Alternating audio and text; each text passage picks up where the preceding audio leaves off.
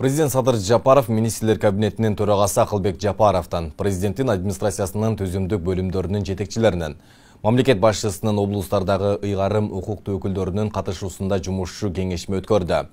Региондордун социалдык экономикалык өнүгүүсүнүн маселелери, президенттин жана министрлер кабинетинин чечимдери менен тапшырмаларынын жерлерде ишке ашырылуусунун жүрүшү каралды. Ошондой эле региондор алдында турган тапшырмалар менен жакынкы мезгилдеги пландары, жерлердеги тезинен чечүүнү талап кылган көйгөйлүү маселелер талкууланды. Мамлекет башчысы аткаруу тартиби аксап жатканын белгилеп, конкреттүү багыттар боюнча президенттин аймактардагы ыйгарым укуктуу өкүлдөрүнүн жана район акимдери менен айыл өкмөт башчыларынын чабал ишинин айрым учурларына токтолду.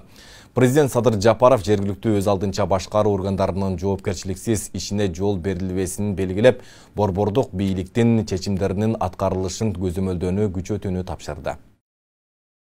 Эфирде күндөмү маалыматтык программасынын толтурулган чыгарылышы, аны мен Айбек Исабеков таныштырам. Саламатсыздарбы? Алгач бүгүнкү чыгарылыштан кыскача.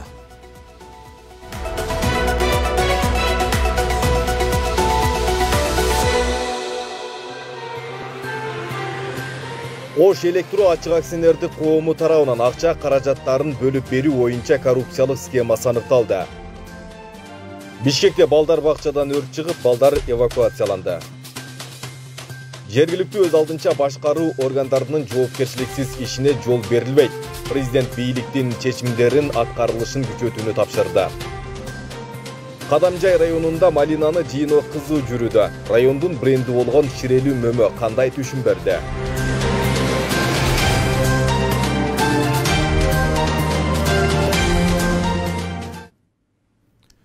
Президент Садыр Жапаров бүгүн 23-июнда Кыргызстандын мамлекеттик жана муниципалдык кызматынын кызматкерлерин кесиптик майрам менен куттуктады. Бул тууралуу президенттин басма сөз кызматы билдирди.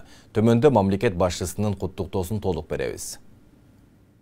Урматтуу мамлекеттик жана муниципалдык кызматкерлер, сиздерди кесиптик майрамыңыздар менен куттуктайм. Мамлекеттик башкаруу тутумунда жана заманбап мамлекетти курууда, анын ишин жүргүзүүдө мамлекеттик жана муниципалдык кызматкерлердин орду чоң. Элибизге ыңгайлуу шарттарды түзүү, аларды социалдык жактан колдоо, мамлекеттик саясаттын ажырагыс бөлүгү. Мына ошол саясатты жүзөгө ашырууда мамлекеттик жана муниципалдык кызматкерлер Конституциянын үстөмдүгү, кесипкөйлүк, компетенттүүлүк жана демилгелүүлүк принциптеринин чегинде иш алып барат. Азыркы замандын чакырыктарын жана талаптарын эске алуу менен мамлекеттик жана муниципалдык кызматка кирүүдө баарына бирдей шарттарды камсыз кылуу, кесипкөй мамлекеттик аппаратты түзүү жана карьералык өсүү үчүн мамлекеттик жарандык кызмат жана муниципалдык кызмат чөйрөсүн жөнгө салуучу бир катар жаңы ченемдик укуктук актылар кабыл алынды. Мындай иш-аракеттер аркылуу Кыргызстандын элине мамлекеттик кызмат көрсөтүүнүн сапатын жогорулатууга жетишебиз деп үмүт артып турабыз. Мамлекеттик органдарда жана жергиликтүү өз алдынча башкаруу органдарында кадрларды кызматка тандоону, талапкерлердин кесипкөйлүк жана моралдык адеп-акылактык сапаттарынын негизинде гана жүргүзүү чоң мааниге ээ. Ошону менен бирге жаңы технологияларды өнүктүрүү шартында мамлекеттик жана муниципалдык кызматты жаңы деңгээлге чыгарууда ар дайым адистердин билимин өркүндөтүп туруу, тажрыйбасын арттыруу жаатында кадам жасообуз талап кылынаарын белгилей кетүү маанилүү. Элдин бийликке ишенимин бекемдөө мамлекеттик жана муниципалдык кызматкерлердин кесипкөйлүгүнөн, кынтыксыз ишинен, ошондой эле адамдык сапаттарынан көз каранды экенин жакшы билесиздер.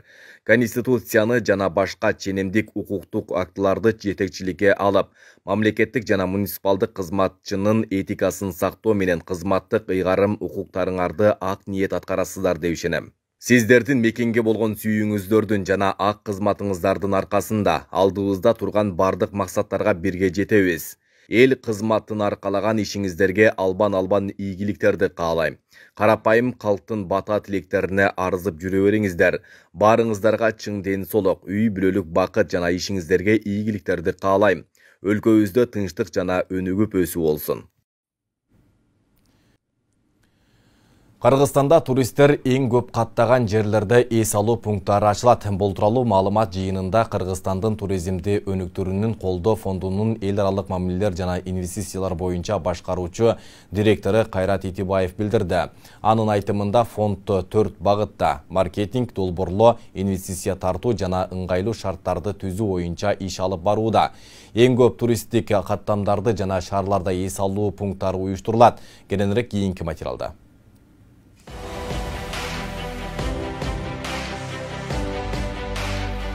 Өлкөдө туристтер арбын келген аймактарга заманбап шарттагы эс алуу борборлору түзүлөт. Туризмди өнүктүрүүнү колдоо фондунан билдиргенде эң көп туристтик каттамдарда жана шаарларда рейспойнт эс алуу пункттары уюштурулат. 2023-жылдын жайкы туристтик сезонунун башталышында алардын санын 68ге жеткирүү максаты коюлган. Быйыл анын 21 ачылары күтүлүүдө.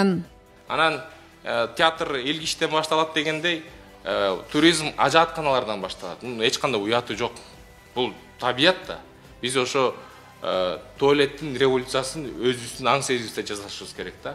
Туура респойнтторду курушубуз керек. Ошо респойнттор деген бул коомдук ажаткана болгону менен ал жерде дагы сатууга мүмкүнчүлүк дүкөнчө болот, туристтик борбор болот. Ошол жерде силердин гаджеттериңерди электр тогу менен толуктап алсаңар болот.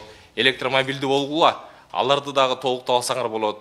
Ошондой бир ушундай ташрабаттын сыртына окшоштуруп дизайн кылып эскизный проектисин чыгардык. Азыркы күндө куручу компаниялардагы тендер аркылуу белгиледик.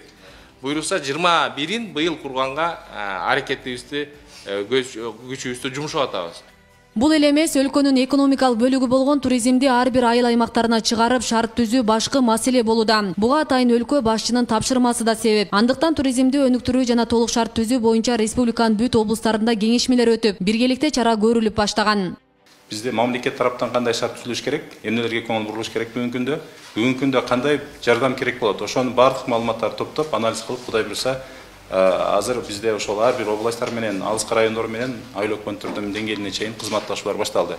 Жогоруда Кайрат мырза айтып кеткен, ошол 30дан ашык бизде проектибиз бар, быйылкы жылга пландалган. Анын ар бирини алар социалдык проекттер, анан инфраструктуралык проекттер деп бөлүнөт. Көбүнчө мамлекет милдеттүү түрдө кылына турган проекттерге биринчи кезекте ошолорго басым жасап атабыз. Анткени жеке сектор билесиздер, алар жеке максат бул жеке секторго шарт түзүп беришибиз керек. Алар өзү жумуш ордун түзүп, коммерциялык максаттары бар. А биз болсо мамлекеттик подход менен, мамлекеттик жанагы мамиле менен барып, ал жака шарт түзүү менен биргеликте мамлекет кыла турган ушул туризм багытындагы проектлерди шартта жаратып беришибиз керек да.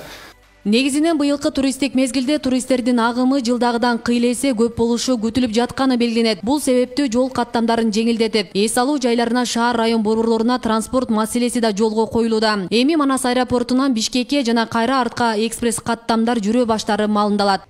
Завязали в этих спорах, а ВОЗ и ныне там. Манас аэропортунан Бишкекке автобустар ушул айдын аягына чейин каттамга чыга баштайт. Башка коомдук транспорттордун айырмасы экспресс каттамдар бир гана жүгүртмөгө ылайык жана эч токтоосуз жүрөт. 18 орундуу автобустардын жүрүү акысы 150 сом. 2 айдан кийин билеттерди онлайн сатып